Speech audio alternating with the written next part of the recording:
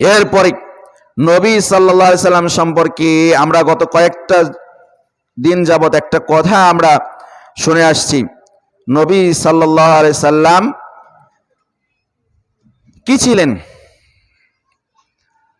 কোন একজন বক্তা বলেছেন যে নবী সাল্লাল্লাহু আলাইহি সাল্লাম ছাগলের রাখাল ছিলেন বা গরুর রাখাল ছিলেন। এটা নিয়ে বাংলাদেশে বিশাল একটা তোলপাড় এই গেছে, এক সপ্তাহ চলেছে, হয়তো আরো সামনে চলবে। যে বলেছেন তাকে নিয়ে কটূক্তির শেষ নাই। যারা জ্ঞান রাখেন, সম্মানিত উপস্থিতি মুসল্লিন ইকরাম, নবী সাল্লাল্লাহু আলাইহি সাল্লাম কি আসলেও ছাগলের রাখাল ছিলেন? প্রথম কথা হচ্ছে, নবী সাল্লাল্লাহু আলাইহি সাল্লামকে নবুয়ত্ব দেওয়া হয় কত বছর বয়সে? 40 বছর বয়সে। নবী সাল্লাল্লাহু আলাইহি সাল্লামের 40 বছর বয়সের পর থেকে নিয়ে বা ইকরা বিসমি রাব্বিকাল্লাযী খলাক এই আয়াত নাজিলের পর থেকে নিয়ে যত আয়াত নাজিল হয়েছে সব মানতে হবে। যদি কেউ না মানে তাহলে সে কাফের হবে, মুশরিক হবে।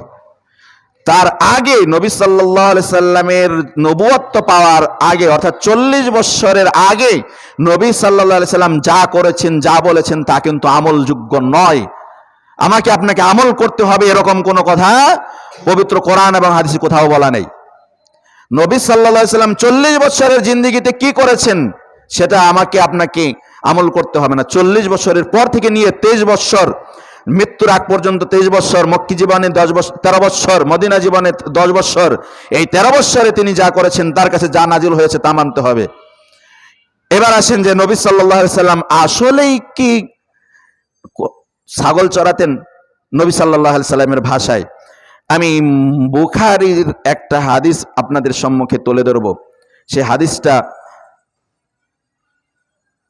আল্লাহর নবী সাল্লাল্লাহু আলাইহি সাল্লাম বলেছেন, আবু হুরায়রা রাদিয়াল্লাহু তাআলা আনহু বর্ণনা করেছেন। আমি বিষয়টা ক্লিয়ার করার জন্য আমি হাদিস সহ ইবারাত সহ আমি আপনাদের সম্মুখে তুলে ধরব।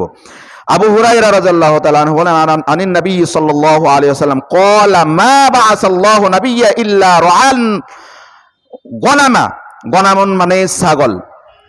ফাকালা আসহাবুহু ওয়া আনতা? ফাকালা নাআম কুনতু আরআহা আলাইয়া করারিত লিআহলিহি মক্কাহ। নবী সাল্লাল্লাহু আলাইহি ওয়াসাল্লাম বলছেন সাহাবা ইকরামদেরকে, ও সাহাবারা শোনো, কি বলেছেন? যে আল্লাহ তাআলা জমিনের মধ্যে, দুনিয়ার মধ্যে এমন কোন নবী প্রেরণ করেননি যিনি বরকি বা ছাগল চড়ান নাই। দুনিয়ার মধ্যে যত নবী এবং রাসূলকে আল্লাহ পাক রব্বুল আলামিন দুনিয়ার বুকে পাঠিয়েছেন, সকল নবী এবং রাসূলকে দিয়ে আল্লাহ পাক রব্বুল আলামিন ছাগল চড়িয়েছেন। এরপরেই সাহাবা ইকরামরা জিজ্ঞাসা করলেন, ফাকালা আসহাবুহু ওয়া আনতা? ফাকালা, যে ইয়া রাসূলুল্লাহ আপনিও কি ছাগল চড়িয়েছেন?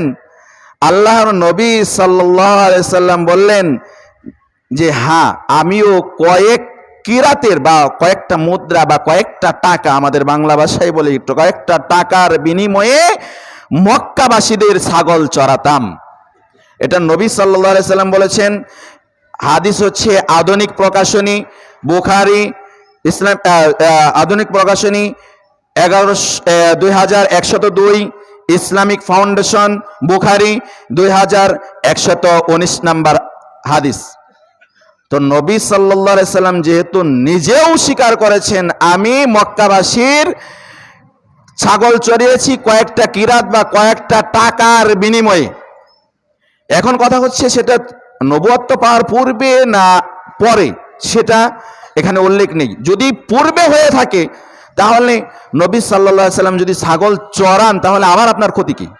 প্রথম কথা হচ্ছে নবী সাল্লাল্লাহু আলাইহি সাল্লাম যদি ছাগল চড়িয়েই থাকেন, যদি গাভী বা উট চড়িয়েই থাকেন, পালন করেই থাকেন কয়েকটা টাকার বিনিময়ে, আমার আপনার কোনো ক্ষতি বা লাভ আছে? এখানে কোনো ক্ষতিও নাই, কোনো লাভও নাই। বা এখানে কি কোনো আমলের কোনো বিষয় রয়েছে?